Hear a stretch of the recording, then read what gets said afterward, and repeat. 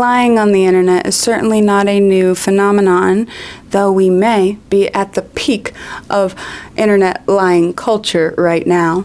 For nearly as long as the internet has existed, people have been using the internet to lie. But why? Why would anyone make something up? What's the point? Is not a question I've ever had to ask myself, because I grew up lying. I was a lying little liar child, and I didn't fully kick the habit until I was like 12 years old. And I only kicked the habit through extreme conscious effort on my part. In fact, one year I gave up lying for Lent. And I wasn't Catholic. We didn't even do Lent. But I heard about Lent, and I gave up lying. Though it was kind of a lie to say that I did Lent to my friends. So as a reformed liar, as somebody that still vividly remembers what that knee-jerk reaction to make something up feels like, I've never been limited by the idea that people wouldn't just make something up, because I know why people just make something up. For attention, and because life is boring. And in today's day and age, there's more incentive than ever before to lie on the internet, because fake stories can result in internet points, likes and hearts and upvotes that send dopamine and adrenaline and all types of other feel-good chemicals straight to your brain. And who doesn't want that? And if you're particularly entrepreneurial, you can even convert your fake stories into money, cold, hard cash. And don't we all need a little of that right now? Which brings me to a place on the internet, a very special place that we'll be spending some time today. A place where the truth is so rare, people have forgotten what it looks like. Where plot holes aren't a bug, they're a feature. Where ridiculous, nonsensical stories aren't just accepted, they're rewarded and applauded. I'm talking, of course, about the subreddit on reddit.com called AmITheAsshole. I have gathered for you today 13 of the top posts from Am I the Asshole this year. Each of these posts has at least 12,000 upvotes, and I believe that each of these stories are complete and utter horseshit. But of course, I'll let you be the judge of that for yourself. Shall we get started? I don't see why not. Our first story is titled thusly: Am I the asshole for not ordering any food so I wouldn't have to split the bill? Let's find out. I, 27 male, have been a part of a small friend group, around 8 people total, basically since college. Already I'm pumping the brakes. 8 people is a small friend group? Okay, Snow White with your 7 friends must be nice. For some background, 2 people from the group, Susan and Greg, are just absolute leeches. Going out for lunch, expect them to order the most expensive thing on the menu, then feed you some sob story about their finances, and then dump half the bill on you. Already here, I do have an edit. I would combine Susan and Greg into one character, because I do find it less believable that there are 2 people in this 8-person friend group that have the exact same personality and personality flaw and seem to operate as one person. You could call the character Sureg. Continuing on. Last weekend, Dan, one of the people from the group, told me about a casual dinner. I want you to keep that idea of a casual dinner in mind. I told him how if Susan or Greg were there, I wouldn't be able to come. He tells me that they would be there, but I should just put my opinions aside and come just once. This is kind of where I might be an asshole. I agreed with him and told him I would be there. I show up and we all get to talking. everyone began putting in their orders. Most of them spent about $40. There were only about 6 people there. When it gets to Susan and Greg, they both order expensive dishes, around $200. When it was my turn to order, everyone looked at me, but I just pick up the menu and point to the $4 Miller Lite and sent the waiter away. Dan asked why I hadn't ordered anything, and all I said was that I lost my appetite. The other 2 friends got up as well to cancel their orders and just have drinks. There's a lot to unpack with what we just read, so let's go through it. There were only about 6 people there. Was it 6? Was it 5? Was it 7? How many people were there exactly, buddy? It seems that the exact number of people would be relevant in this conversation about splitting the bill. Anyways, most of these 6 people spent about $40 on their meal. But then Susan and Greg, the leeches that they are, were able to find $200 meals on this casual dinner restaurant menu. What cost $200? What meal cost $200? I've never, in all of my years, seen a $200 entree on a dinner menu. Not at the fanciest restaurant I've ever been at. But this super fancy restaurant that has both $200 meals and $40 meals, but is also a casual restaurant, also happens to have $4 Miller Lite. At the fancy restaurants that I've been to, at any of the restaurants that would have been likely to sell $200 meals that I've been to, you can't get a $4 Miller Lite. You can't get wine without ordering the entire bottle of wine. And then his friends who had ordered food heard that he didn't want food, and that made them decide that they weren't hungry after all. You know what? Now that I think about it, now that my one friend is only having a Miller Lite, I don't have an appetite. I'm not hungry. I don't want food. Okay, so that's where we're at. After the main courses came out, I saw Susan and Greg picking at their food. They're picking at their food because they're the worst, right? They bought a $200 meal and they're not even enjoying it because they're leeches and they suck. All right, moving on. The waiter then brings over the check. Greg then grabs the waiter and asks him to split the check 6 ways. I stand up and correct him, saying the check was to be split 3 ways. It seems that standing might have been unnecessary, but okay.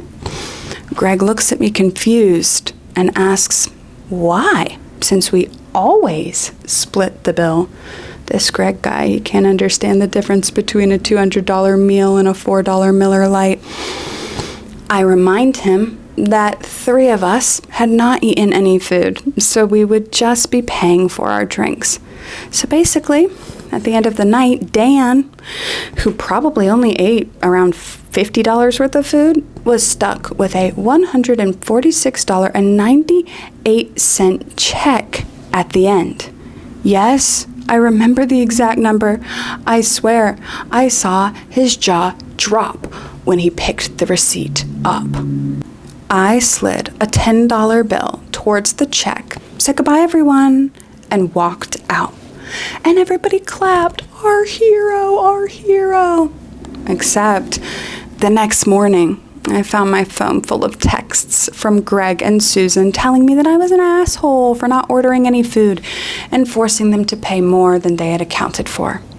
They always wake up to a bunch of texts in these stories. They don't ever get the text the same evening that the events happened. They always wake up to a bunch of texts, which seems more dramatic, doesn't it? I honestly laughed because the stakes alone were more than what they had paid, but to each their own, right?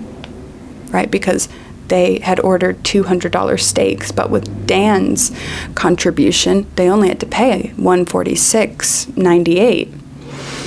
I also got a lot of messages from Dan saying that I could have just not come. He says came, but he means come. instead of pulling that stunt and getting him stuck with an outrageous bill. Well, yeah, maybe you could have. Before you pass judgment on the veracity of this story, he did make some edits to clarify a few things. Let's read the edits. Edit number 1. At this restaurant, the bar is separate, so drinks are on a separate bill, if that makes sense. I mean, in theory, I can conceptualize it, but the majority of the time, when you order your drink at the table, the bill will still come to the table. If he had ordered his Miller Lite at the bar, it would make sense that the bill would be paid at the bar, but that's not what happened. Also, if he's not paying for the bill there, why did he put the $10 down on the table? Is that not his contribution to that bill right there? That didn't happen at the bar. Okay. And if anyone is concerned about leaving a tip, I live in Australia. Okay, but isn't there still some tip on there, right? You leave $10 for a $4 beer. Isn't there some tip left on there? I don't know. I'm not great at math, I guess. Edit number 2. Hey guys, I just wanted to clarify some things. Number 1, 90% of restaurants where I live don't do separate checks and might separate the bill for you if you're lucky. By the way, this post is in AUD, so if you want the amounts in USD, you have to convert it. I think I'm okay. I think we're all okay. 2, Dan could have easily asked Greg and Susan to transfer him the money if he had wanted to, but he's always been about helping them through their financial hardship, even though they're just using him and keeps dragging me into it. I admit what I did was immature, but I'm tired of being forced to play along. It's his money, and if he wants to spend it on them, that's fine, but I'm not paying for them. Number 3. Also, Dan's a really good friend of mine, albeit blind AF. I was just trying to get him to see what kind of people he was helping. I will admit, it was a tad bit petty. Number 4. Thank you for the gold. The gold being a financial award given to this post by a Redditor with their own money. Now, I do think that I've pointed out plenty of reasons why this story seems fake, but even if it wasn't fake, I would think that the storyteller was the asshole for agreeing to go to a dinner that he didn't want to eat at and for leaving his poor, gullible, naive friend Dan out to dry. But that's not what Reddit decided. Reddit gave this post 25,000 upvotes, and the consensus is not the asshole.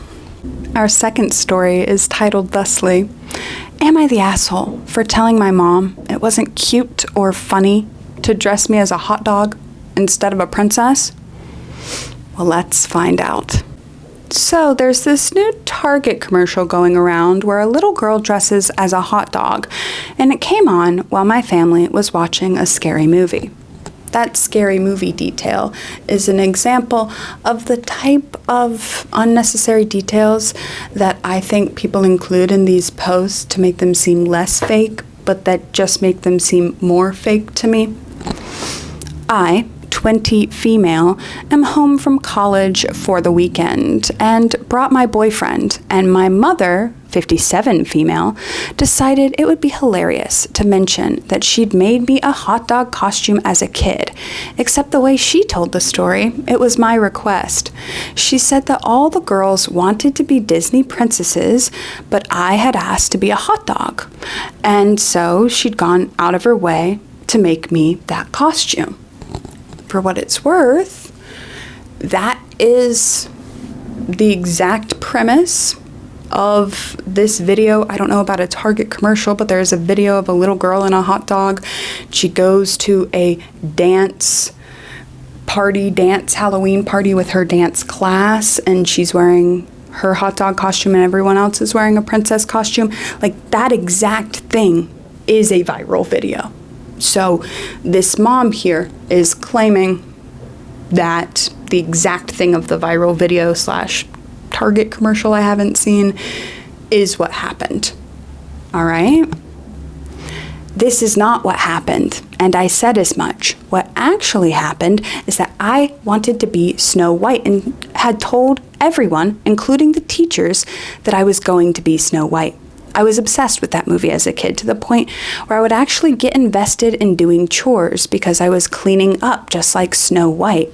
My dad and I would watch the movie all the time, and I was very excited to be Snow White for Halloween, especially because my ballet studio was doing a special princess dance for Halloween, and we'd all signed up for special princess slots, and I'd shown up early with my dad the week before so that I could get to be Snow White.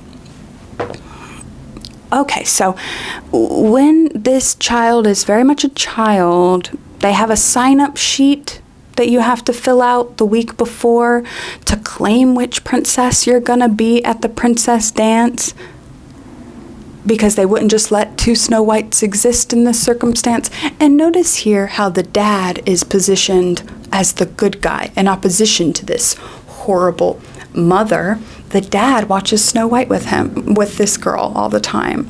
The dad understands and listens and took her to sign up for Snow White early before anyone else snatched it up. My mother decided that she wanted to be quirky and that Snow White was a bad role model after I got in trouble for trying to cook dinner for my family. I was about 8 and I tried to make hot dogs like how she made food for the dwarves in the movie, and I made a mess. My mom surprised me on the day with this crappy hot dog suit and told me if I didn't wear it, she'd never let me watch Snow White again. Who needs an evil stepmother when your own biological mother is this cruel? Threatens that you'll never be able to watch your favorite movie again if you don't go dressed as a hot dog to the princess dance. She took a million pictures the other girls teased for months, and it was one of the most humiliating moments of my childhood. I told the real story and mentioned that I got through the day by pretending that she was the evil queen making me dress in rags, but the rags happened to be a garbage meat costume. She got really quiet after that, and after we left, my brother says she was crying and looking at the pictures from that Halloween. I didn't want to make my mom cry, but it's a shitty memory for me, and it felt like she was trying to humiliate me all over again in front of my boyfriend. Too long, didn't read. I called my mom out for forcing me to be a hot dog for Halloween and humiliating me as a child after she brought up the story pretending that I wanted to be. Am I the asshole? I don't know, but I think you're a liar.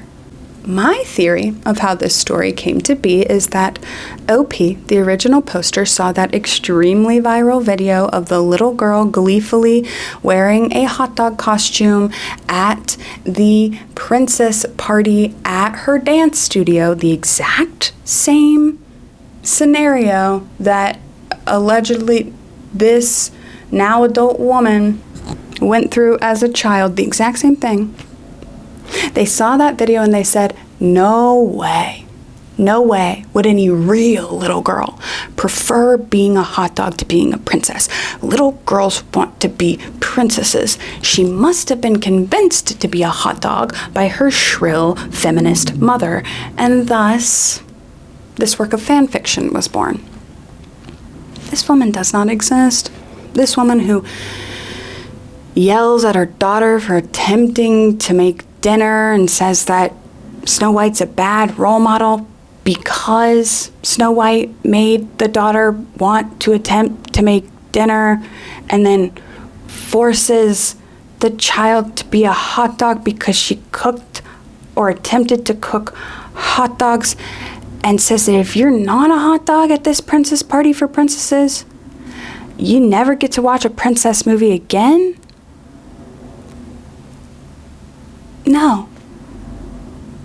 No.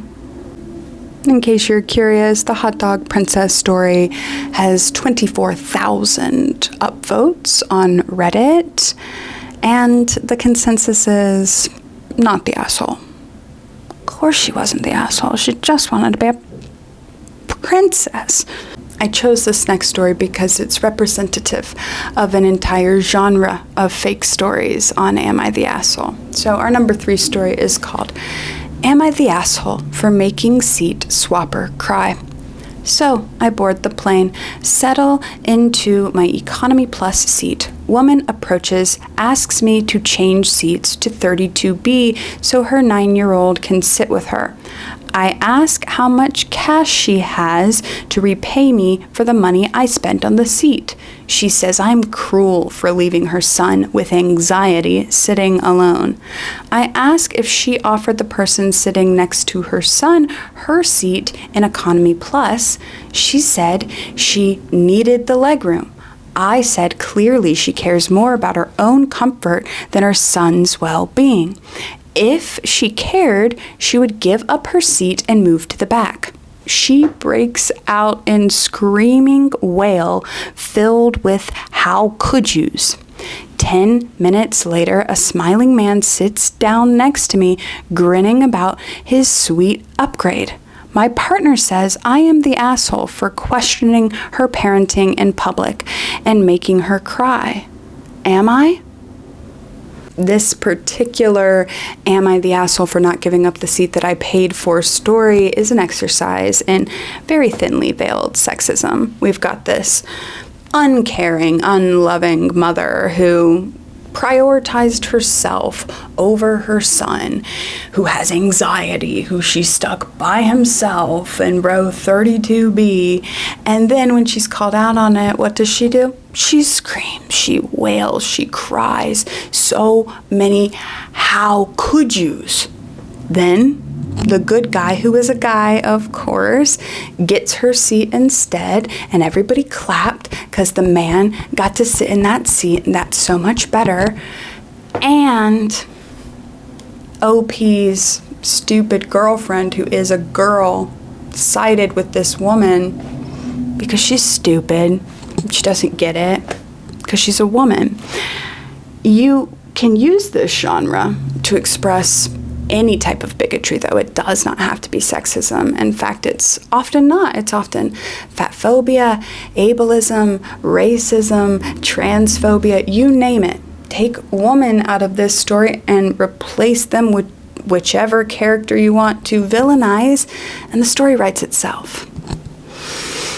This post has 23,000 upvotes, and of course, the consensus is that they are not the asshole. But why would you even think that you might be the asshole for keeping the seat that you paid for? It's just such an unrealistic genre, because people know you have to pay for your own seat. And if this woman was screaming and wailing on the plane, she would have been hauled off the plane by a flight attendant, but there's no flight attendant in this story because that's one too many characters when you want to limit yourself to a paragraph, you know? This next post really exemplifies an unfortunately incredibly prevalent genre of these fake Am I the Asshole posts, which I'll just call fat phobia. Posts designed as a safe space to make fun of fat people. The title of this post is, Am I the Asshole for Refusing to Push My Obese Cousin Around in a Wheelchair for a Day? My cousin is approaching 600 pounds and requires a mobility scooter, as walking even short distances is very painful for her. In July, she has an out-of-state wedding to attend, and I was asked to taxi her to and from the event, as I am not currently employed, so my calendar is open. Unfortunately, my car will not carry a mobility scooter, so my cousin will be required to use a wheelchair. The problem is that this event is being held in a public park. I can barely push her wheelchair on a paved surface, let alone across grass and dirt. I tried contacting a couple of rental agencies in the area, but they would not lease scooters in this case because of the off-road use. My aunt and uncle have also declined to loan me their truck, which is how my cousin normally gets around because I have a pretty shitty driving history. I did look into renting a vehicle that could carry the scooter, but my cousin cannot afford to pay for that, and obviously with me being jobless, I can't either. The distance from parking to the event area is about 40 yards, which my cousin cannot handle walking. About the best solution anyone's come up with is that the party has a flat bed they're using to tote supplies from the cars, but my cousin says she would feel humiliated having to be rolled in like that. Yeah. My cousin is furious with me, saying I'm shaming her by saying I cannot push her. But I feel it's the honest truth. Like 100%, the thin wheels of the wheelchair are going to dig into the ground, and I am not strong enough to handle that. My cousin has done a lot for me in the past, so I do feel bad saying no, but I feel like I've looked into every option at this point. Am I the asshole for not being willing to just go and give it the college try? Also, please don't degrade my cousin. I know I can't stop you, but it's all been said before. Please and thank you. We do have some edits too. Edit. I honestly never expected so many responses, and I want to express my appreciation to the vast majority who respected my request not to berate my cousin. I also wanted to thank everyone who messaged me with their own thoughts. I feel like you have all given me some very solid talking points that may hopefully help me with this discussion with my cousin. Thank you all. Update. This morning I got a call from my aunt who said that my cousin was no longer going to be attending the wedding. Sadly, my cousin was hostile towards the bride's mother, who had selected the venue, and so her invitation was retracted. I feel depressed because I know my cousin really did want to go, but I still don't think I was wrong to tell her that I couldn't handle this. I really do appreciate all of you who supported me in my decision, as well as those of you who may have felt otherwise, but were still so kind to me. Thank you all. There's a lot going on here, huh? I want to start by saying that every single fat person that I have ever known and been friends with goes out of their way to a really sad extent to ensure that their weight never impacts anybody else. They go out of their way to not be a burden. Why? Because fat people are treated like shit. It's one of the last demographics that a lot of otherwise nice people think it's okay to make fun of and treat like shit. And fat people know this. And they move around the world knowing this. So to begin with, I find the idea of this super entitled fat person to be unrealistic. But then OP adds lots of details that really hammer home the lack of realism in this story. First of all, 600 pounds? Really? There's not that many 600-pound people in the entire world. That's an incredibly small sample size. And OP just happens to be cousins with somebody who is 600 pounds and seemingly has no concept of how their weight might impact their ability to travel. Whose wedding is this that cousin wants to go so bad to this public park wedding that they're willing to embarrass themselves to this huge extent and beg their cousin to push them? That's really unrealistic to me. The idea that someone who is 600 pounds would not understand that one individual, dainty little girl, we can only assume, would even be able to push them. It's just not realistic. Someone who's 600 pounds knows they're 600 pounds.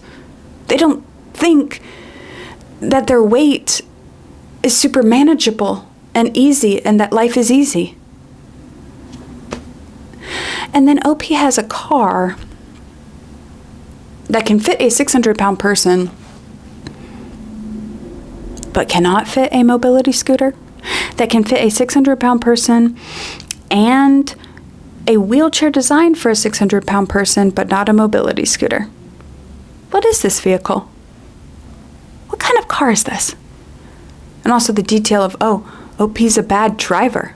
Shitty driving history. So that's why Aunt and Uncle won't let OP borrow the van. What a detail. What a detail. And then OP being like, please don't make fun of my morbidly obese 600-pound cousin. Please. If anyone actually cared about their cousin not being made fun of by a bunch of strangers, they wouldn't have written this story. They wouldn't have presented this story to a bunch of strangers. This is a story designed to make people say, wow, how unreasonable this fat person is. You wouldn't write this story. You wouldn't share this story with the public, even if it was true, if you cared even a sliver about your fat cousin. And then, of course, fat cousin is not just fat.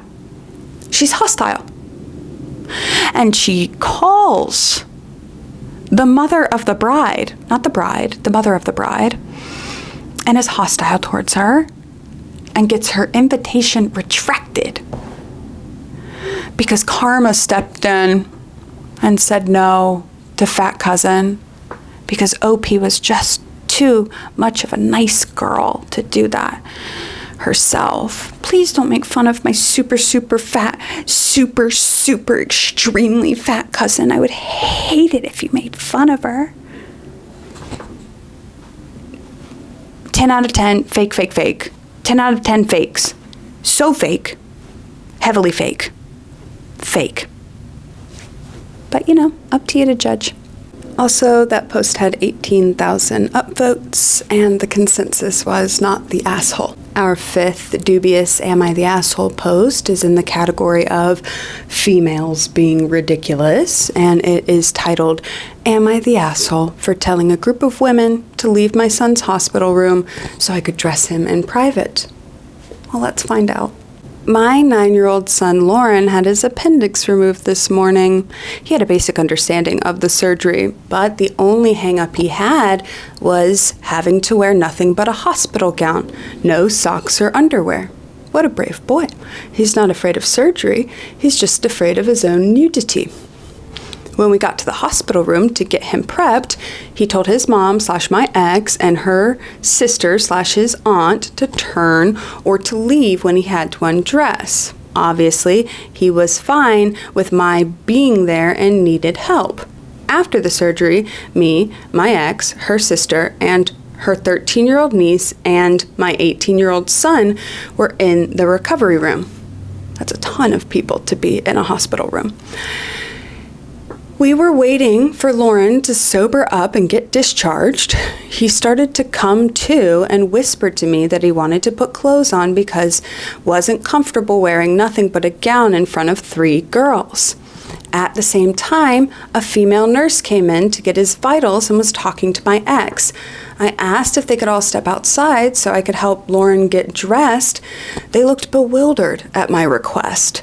The nurse said that she'd help me dress him because my son was still a bit weak. I said, no thanks. My teen son will help out. So all the women had no problem turning or leaving when Lauren initially had to get into the hospital gown, but now that we're post-surgery, they're bewildered. They're bewildered. She asked if I was serious by asking her to leave over this, and I said yes. My son doesn't feel comfortable getting dressed in front of 4 females. And now we reach the point in the story where women become females.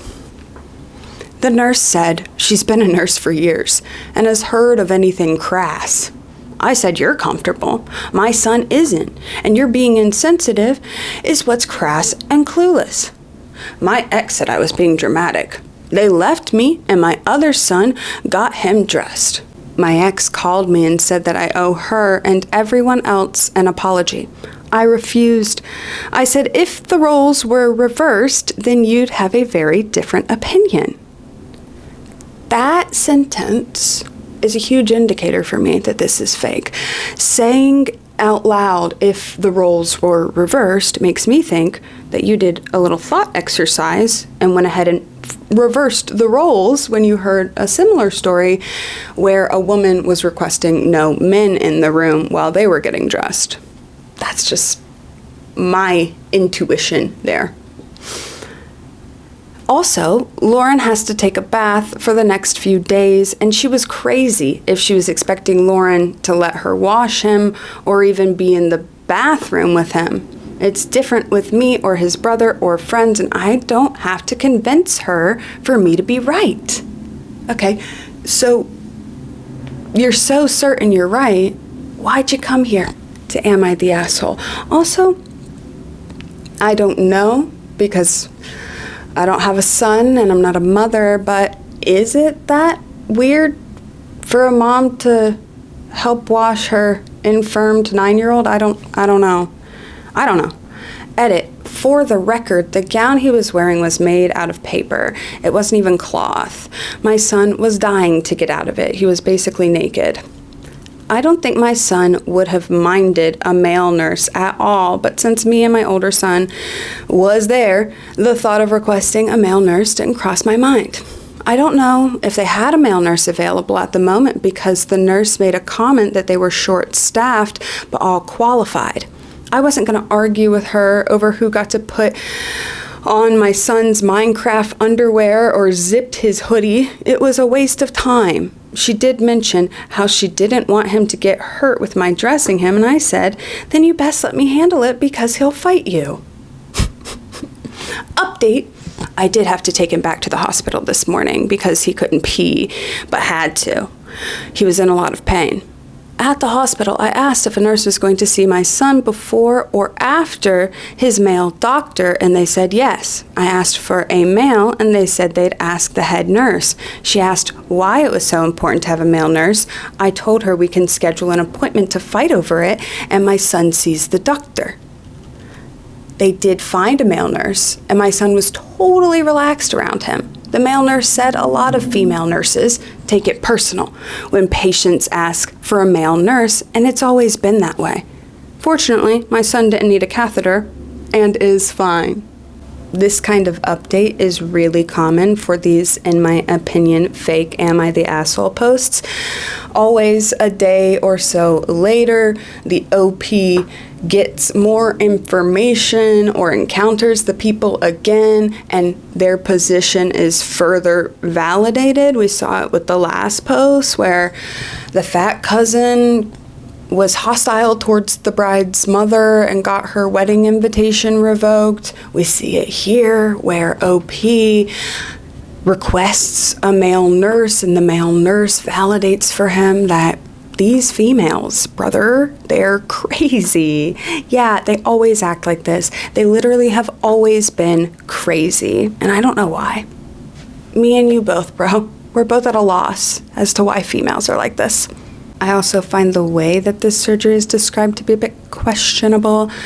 OP makes it sound like his son was just on the books to get his appendix removed. It was just a routine appendix removal surgery.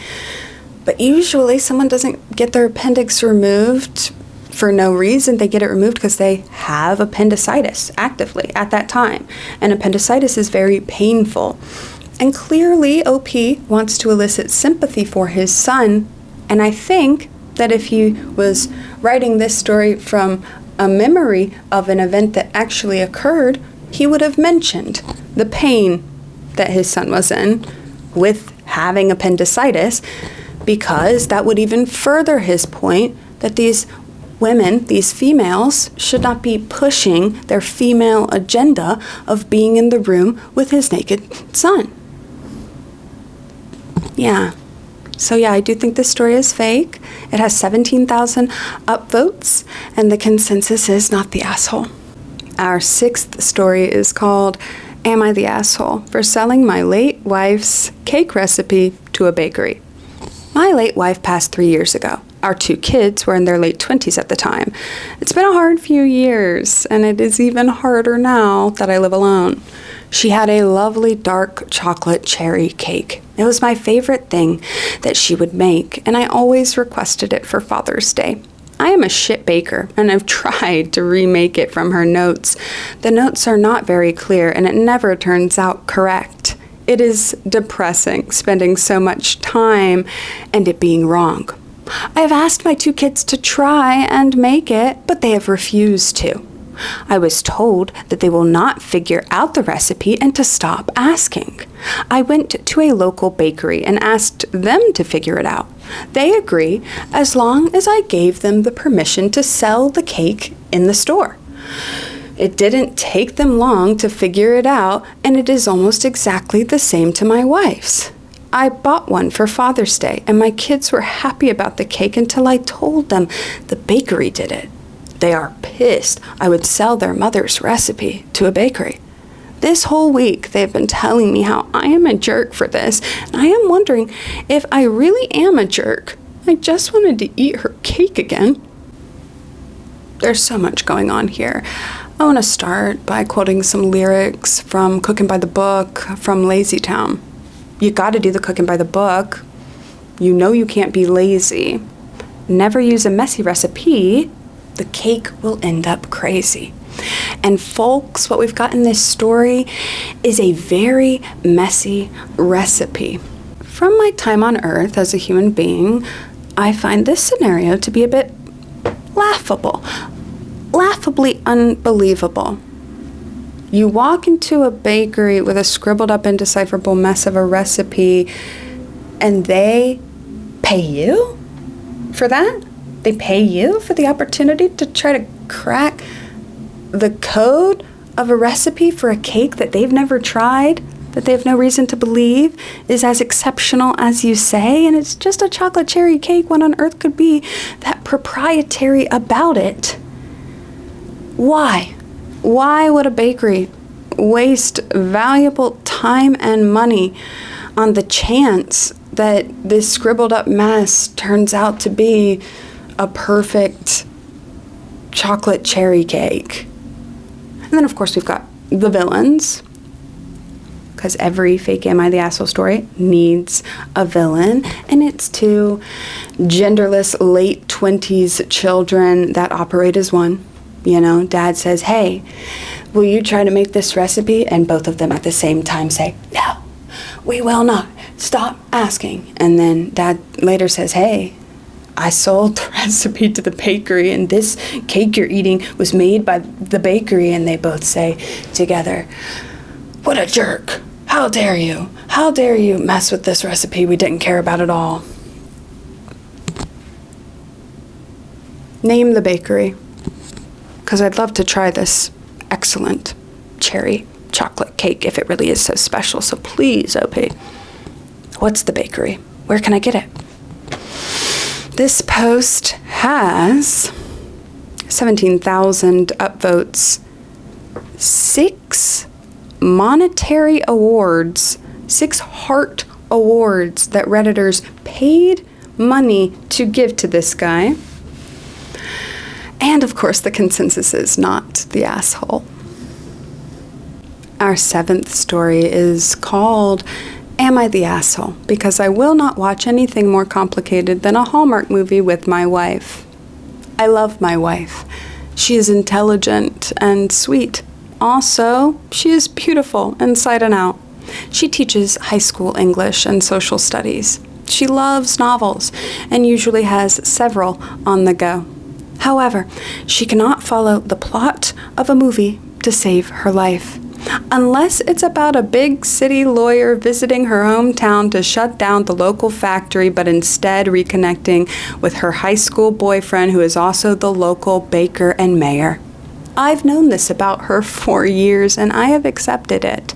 I just like vegging with her, so I'm happy to see white people rediscovering the magic of Christmas or whatever. When we were dating, we watched The Matrix. The questions she asked had me wondering about her. Ditto for anything complex. Even The Usual Suspects, where they lay everything out for you, she didn't get the ending. We had her sister and brother-in-law over for a couple's night on Friday. We made supper, and the plan was to watch a movie. Her sister wanted to watch Shutter Island. I will not spoil it for you, but the movie has many twists. The ending is awesome. I tried my best to suggest anything else. The new Laura Dern movie where she bangs the kid from the Hunger Games. They all ganged up on me and said we were watching Shutter Island. My wife proceeded to embarrass herself by not understanding the ending and asking questions that were not great. Her sister and her husband were looking at my wife like she was simple Jack. I tried my best to cover for her, or telling her I would explain it later. She got mad at me for not just answering her questions. After they left, she started in on me. She said that she noticed that we always watched a certain kind of movie and that she thought I enjoyed them. I said I did because we got to spend time together and that made me happy. She said that she was not an idiot and that she just didn't concentrate on movies. She recited the plots of several novels to prove her point. I said that I never commented on her intelligence and that she was smarter than me. She says that I'm a jerk for not watching movies I enjoy with her. So I agreed, and we watched Memento today. I think her head almost exploded from not asking questions. I saw her on Wikipedia reading the plot. Am I the asshole for intentionally not watching complicated movies with my wife? Okay, buddy. Your intelligent English teacher wife cannot follow the plot of any movie that's not on the Hallmark Channel. Okay. And your wife's sister, who presumably grew up in the same home as her, has no idea about her own sister's habit of asking stupid questions after movies. That's something that she's only ever done with you. Okay. And these super deep, complicated movies that you've tried to introduce her to are The Matrix, The Usual Suspects, Shutter Island. Wow. How deep. How deep.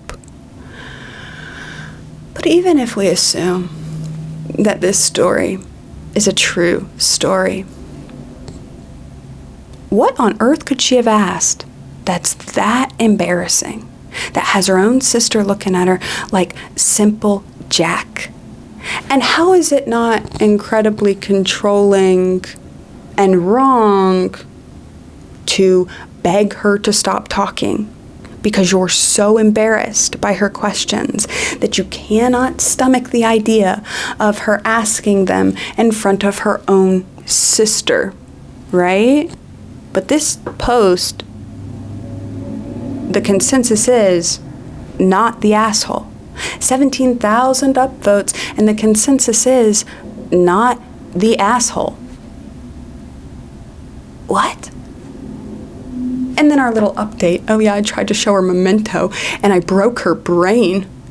I broke her silly little woman brain by not allowing her to ask questions, and I saw her on the Wikipedia. What? Why would any of that justify never watching anything beyond a Hallmark movie with her? Why would any of that justify acting like she's so freaking embarrassing for having questions? Okay, buddy. Okay. You're a real cinephile, aren't you? You get films. Your wife, silly little woman that she is, just doesn't. Our 8th story is called Am I the Asshole for Telling My Mom's Family I Don't Owe Her Because She Had Gender Disappointment? My mom never wanted a boy. She wanted girls. Apparently her dream was 4 daughters. But she had me, 16 male, first. I've seen photos and videos of the day I was born. She cried hysterically when they told her I was a boy. Then she refused to hold me. After we were cleaned up, she cried about not using the name she had chosen and said she didn't know how to move on from it. All this was caught on camera. Eventually, my paternal grandma took me, and she was the person to hold me in photos and videos taken during the rest of our hospital stay. My paternal grandma was my sole parent figure for the first 8 years of my life. She took care of me, and I spent so much time at her house. Sometimes I was there for weeks. Then she had a brain bleed and died. So I was left with a mom who wanted girls and not a boy, and a dad who wanted to be a provider and nothing more. My mom had my sister Lily 2 years after me, so Mom got her girl and Lily got all her attention, while I got grandma until I was 8 and then nobody. My mom and Lily are super close, and Mom adores Lily. Lily got the bigger bedroom. She gets the gifts. She gets all her favorite snacks. She gets to do all the extracurricular activities that she could ever want, and her birthdays are huge parties with huge gifts. Christmas, she gets at minimum 25 gifts from Mom alone. Mom typically gets me one, never anything I'd like or want, but thought that counts, which is 0. My mom's family don't act too interested in making up for my lack of parental love. And in the last couple of years, Mom and I have argued more, and I give her a hard time. Dad's never around to give him one. But Mom, if she wants to ignore me, then she can hear how shitty it is, and if she wants to treat my sister like a perfect angel, then she can hear about it. Mom has mentioned how I ruined her dream of 4 daughters. We were at Mom's parents' house Friday, and Mom gushed about Lily doing good on a project and the scooter she got Lily to help her get around easier. She got Lily a custom helmet and a personalized lock for her scooter. She couldn't stop talking about it, and I told her she really does love to shower her favorite in gifts and praise. My mom's family told me I should take it easier on her and said I should understand we had some little troubles because of Mom's gender disappointment. I told them I don't owe her shit because she had gender disappointment, and that I didn't ask to be born to a mom who only wanted daughters. They told me I lacked adult understanding and compassion. Am I the asshole? My theory of how this post came to be is that OP saw something about gender disappointment and heard that term for the first time, and the thing that they saw was in reference to someone being disappointed that they didn't have a son instead of a daughter. And OP said, yeah, but it can go the other way too. People can be disappointed that they don't have daughters too, which is absolutely true. But I do think that the cartoonishly evil nature of this story and a few details make it unlikely to be true. First of all, how did OP ruin Mom's dream of having 4 daughters when she only has 2 kids total? Second of all, we're told that this father is just not that present and he's always working and providing, but where was he in the birthing scenario where Mom is hysterically sobbing because OP is a boy? Where is he in all this? Because his own mother is in the room. There's nothing in here about the father being happy that he had a boy, or even being neutral about the gender or supporting him in any way, which I would find more believable if he was an absent father, if he was not in the picture. But OP keeps him in the picture. He is still there, just, focused on providing, to the point where he's not noticing the massive inequities between his children. I mean, for real. 1 gift versus 25? 25 gifts for the girl, 1 gift for the boy, and Dad has nothing to say about that? Not a thing to say about that? He's not even there on Christmas because he's such a provider? Does he even know that OP is only getting 1 gift compared to Lily's 25 gifts? My mom's family told me I should take it easier on her and said I should understand we have some little troubles because of Mom's gender disappointment. Who said that? The whole family? The whole family gathered round and said that all at once to you? My mom's family said, they all just said, you should understand. I would find that more believable if it was one individual, but also the fact that they say the term gender disappointment seems unlikely to me. That's more of a recent buzzword. It's not a diagnosis.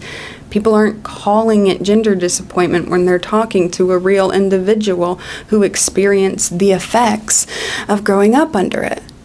And then the idea that nobody understands that that's a hardship, and they all say that he lacked adult understanding and compassion. Everyone says that you lack adult understanding and compassion. They think you, Mr. One Present, versus your sister with her 25 presents, they think you should just suck it up. Nobody has any empathy or sympathy for you besides your dead paternal grandmother. And then let's bring us back to the birth video, the idea that we've got this footage of mom reacting horribly to having a son, and someone showed that to son? Who showed that? Because whoever showed that should also be called out as a villain in this story. Whoever decided it was a good idea to show OP the footage of mom being devastated. I'm not saying gender disappointment doesn't happen. I'm just saying that there are quite a few holes in this story. This 9th story is called, Am I the Asshole for Not Telling My Husband's Family That I Speak Their Language? My husband, Peter, 29 male, and I, 27 female, have been married for about 3 years. We have one child together, and I was pregnant with our second. I'm Western Canadian, and he's from Germany. We lived in Canada for a long time, but because of inflation, moving back to Germany seemed like a better option for us. We bought a nice house in Hanover, where Peter is from. The day after our flights to Germany, we all visited Peter's family. This was the second time I have seen them. The first was at our wedding.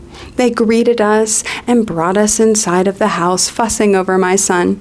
We had dinner, and soon we left the house, wanting to settle into our new home. We visited Peter's family often for the next few months, but I had started to realize that they would sometimes speak about me in German. They would make rude comments on my hair and my makeup, question my fashion choices, and overall were very unkind to me. They also said mean things about my pregnant belly, which I was already insecure about. I ended up talking to my husband about this. I told him that I didn't like the way that they were treating me. I said that I hated how my every choice was judged. He told me that he would talk to his family. The next time that we went to his parents' house, there were no more mean comments. For about 3 months, it was like nothing ever happened. I gave birth to a perfect baby girl that we named Lilith. Peter's family was very upset when they heard the name. If you don't know, Lilith means ghost or of the night. We didn't pick this name because of its meaning, but because it is a name that every girl in my family has had for many years. My middle name is Lilith, along with my mom's, my grandma's, and even my great-grandma's.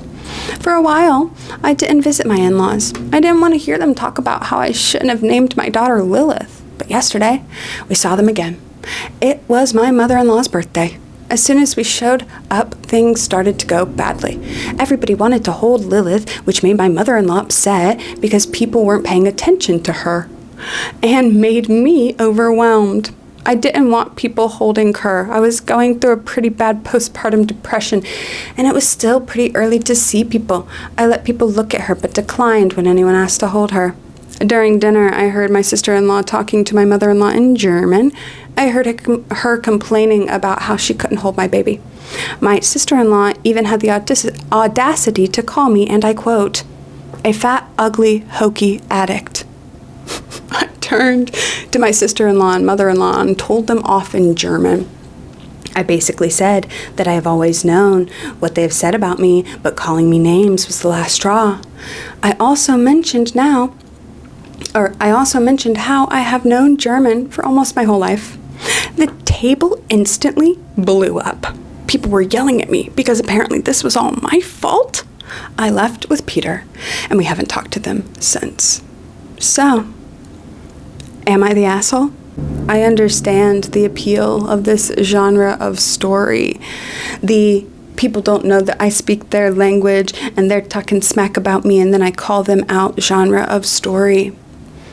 But it is so hard to believe that this woman's own in-laws didn't know that she spoke German. She said that she met them at the wedding before any of this smack talk happened. And it doesn't come up when you're meeting these German people that you are fluent in German. That's never come up in any of the phone calls that Peter has had with his family. That never came up. You somehow go years without them knowing that you speak the language of the country that you're in. Like, you are in this country actively, right? You're in Germany. And nowhere has there been a time where you've spoken German in front of them? You don't ever go out anywhere? Never in Germany have you spoken German in front of your German in-laws? Okay. There is a genre of insane mother-in-law stories, and I do think that this was written to be a part of that genre, because we've got mother-in-law who's so upset that people are interested in her own granddaughter because that's taking attention away from her. But it seems that OP could not decide on what they were upset about. Were they upset? Were the in-laws upset that she was taking attention away? Or were the in-laws upset that they didn't get to hold the baby? Maybe one too many details in there. OP should have picked one or the other. But also the idea that a fat, ugly, hokey addict translates directly from German. What? And they quote a fat, ugly, hokey addict. Addict? What? Who's been talking about drugs? When have drugs come up? Yeah, I just think it falls apart at the very premise. It falls apart at the premise. The idea that the German in-laws wouldn't know that you speak German. I don't believe it. I don't believe it. Other people did. 25,000 upvotes for this story, 3 monetary awards, and of course the consensus is not the asshole. We are on our 10th post, and it is unfortunately now time for me to introduce you to a really popular genre of fake Am I the Asshole stories. The genre is autistic person being completely unreasonable. The title of this story is Am I the Asshole for Not Accommodating an Autistic Coworker?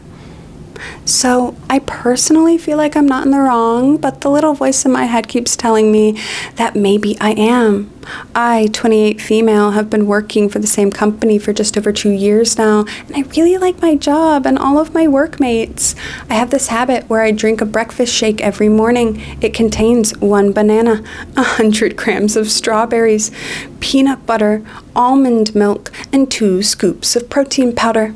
I keep it in a shaker that can be closed and sip on it throughout the morning. All was fine until a few weeks ago when a relatively new coworker asked me to please not bring the shake in anymore. I asked why, and he said something about textures. I was a bit confused and told him that it's in my shaker and he doesn't have to worry about it leaking on anything. He told me no, he's autistic, and the texture of my shake is one of his triggers. I said all right and started keeping the shaker in my bag and would only take it out when I had a sip, whereas I used to just have it on my desk before. I thought that was good enough because then if said coworker walks into my part of the office, he wouldn't have to look at it. Well, the inevitable happened and he walked in right as I was having a sip. Shocked. He asked why was I still bringing in the shake. I apologized for having it out right as he was walking in and explained that I usually keep it in my bag now to accommodate him. He told me that this wasn't good enough, and just knowing that the shake was on the same floor could trigger him. I told him that I was sorry, but I wouldn't change my dietary routine to this extent just because of him. I'm willing to keep it in my bag, but that's as far as I will go. He said that I should be more inclusive. And if I won't change my behavior, he might have to get HR involved. This happened on Friday, and I'm going back to work on Tuesday. I just want to know if I'm in the wrong for not accommodating him before I have to face the situation again, so I can change if necessary.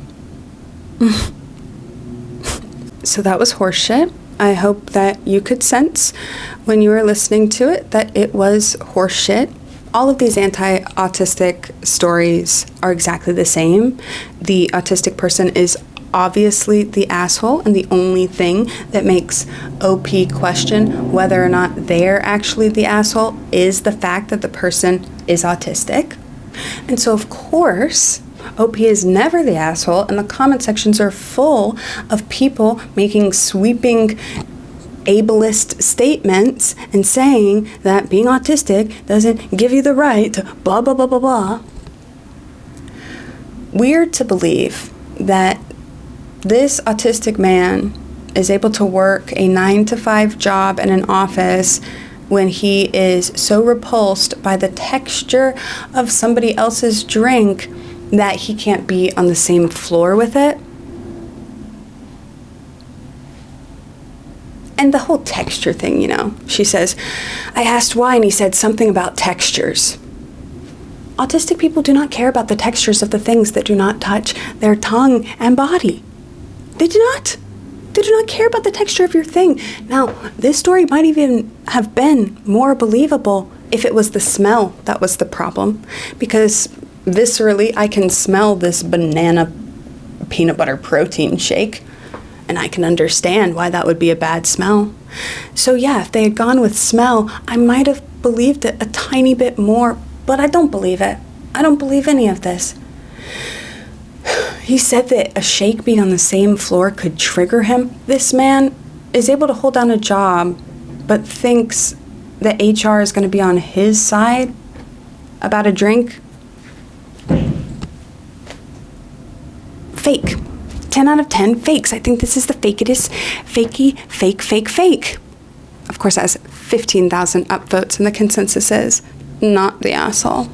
Our 11th story is also in the autistic people being unreasonable genre. It's even more ridiculous than the last one. Am I the asshole for not allowing my autistic daughter to have this boundary? Seems reasonable enough that an autistic daughter would need a boundary, but let's hear what the boundary is. I feel terrible about this and don't know what to do. I think I'm probably an A, but I'm not sure how not to be an A in this situation. My son, 17, loves the color blue. It's his favorite color by a mile. His favorite TV show is strongly associated with blue, and his favorite superhero wears blue. I know those things are silly, but he loves sci-fi and comics, so those things are important to him. My daughter, 13, is autistic. She finds the color blue incredibly upsetting because it is associated with a hate organization that advocates for harming autistic people. Seeing the color is painful for her. My son's room is painted blue, and many of his outfits are blue. My daughter wants him to not wear blue clothing anywhere she can see. He refuses. I talked to my son, and he said he feels he should be allowed to wear his favorite t-shirt in his own home. I think he's right, although it hurts me to see my daughter upset. I think talking to her therapist about her aversion will help her more than banning the color, which realistically she will see in many contexts. Am I being unfair to her? Really? Really? Autistic girl hates blue because it's associated with hate organization?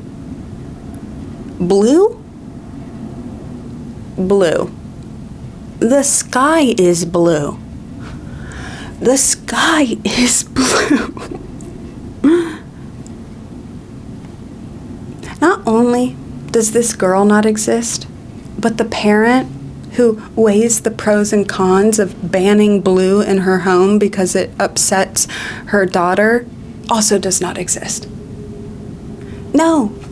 If your daughter said, hey, I don't like it when my brother wears blue, any parent would be like, okay, well, that's nothing to do with you. No, you don't get to say that blue doesn't exist in our home. What? It wouldn't be entertained. And it certainly would not be a situation where they're not sure. They're pretty sure they are the asshole, but they're just not sure how not to be the asshole. The sky is blue. The sky is blue.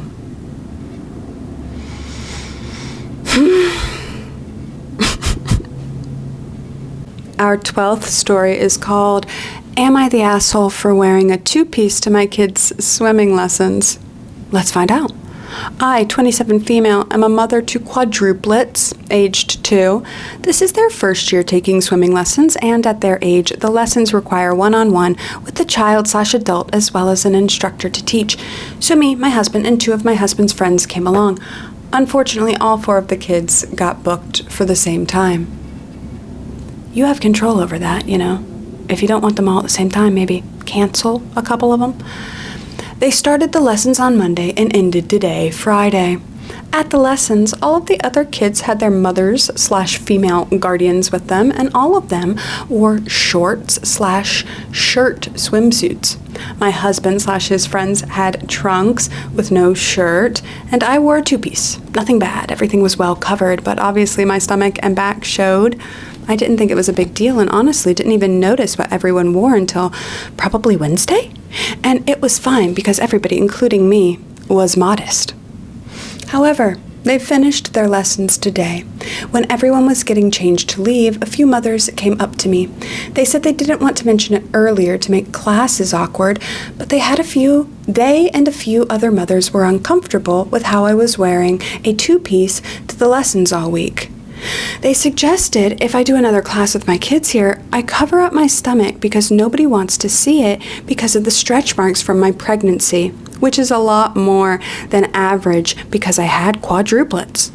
I asked if they had an issue with how my husband/his friends didn't wear a shirt at all, and they said they didn't care because they didn't have the baby belly like I did. Now I'm back home, and I can't decide if they were being rude or just were honest. They made sure to tell me it wasn't about the modesty, it was just my stomach. I never thought about it, so maybe it's my fault for being careless and not thinking of everyone else. My husband says I was fine, but all the other mothers there apparently don't think so. So am I the asshole? Edit.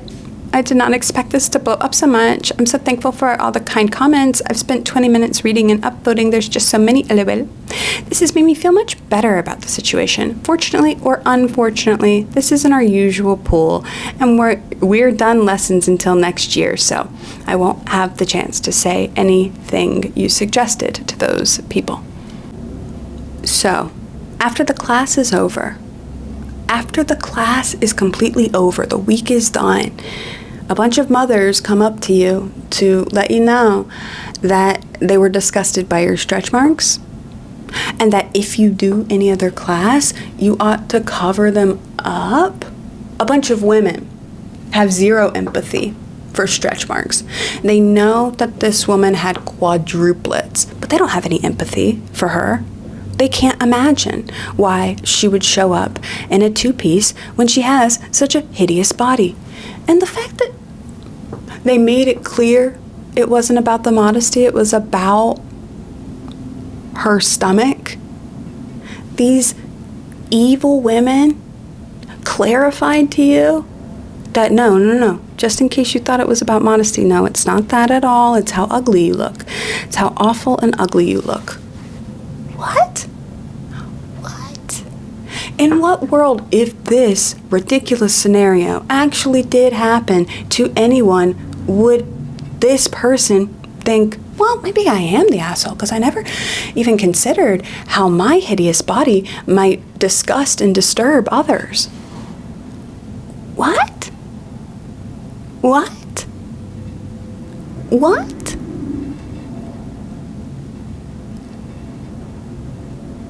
No. I reject the premise. I reject this quadruplet mother's premise. I reject it. I reject that these women are the ones that are going to make her stretch marks a problem because they can see them, because they're visible. That a whole class worth of women ganged up on you and said, no, put your ugly body away, lady. I reject it. Other people thought it was real. It has 14,000 upvotes. And of course the consensus is not the asshole. Our 13th story is called, Am I the asshole for taking my grandchildren to Disney for the first time without their mother and refusing to apologize when confronted? My son made this account and asked me to post this story because he claims my normal meter is skewed and the internet is going to tell me I'm an asshole. I recently babysat my grandchildren, 5 and 4, for a period of 4 nights and 5 days so my son and his wife could attend a wedding in Mexico and spend a few days on vacation. They approached me since her mother would not be available, and I initially said I wasn't comfortable with that. It seemed like a long time to watch the kids, and she has point blank told me that the woman's family is more important than the man's, so I was irritated. I was being asked and not her mother. I will admit that I did give in when my son became very emotional, but I felt/feel like they were being manipulative. While I had the kids, I was invited to a birthday at Epcot and wanted to go. It didn't even occur to me to run it by my son or daughter-in-law, as I had the kids for an extended period of time, and I obviously knew they would be going where I went.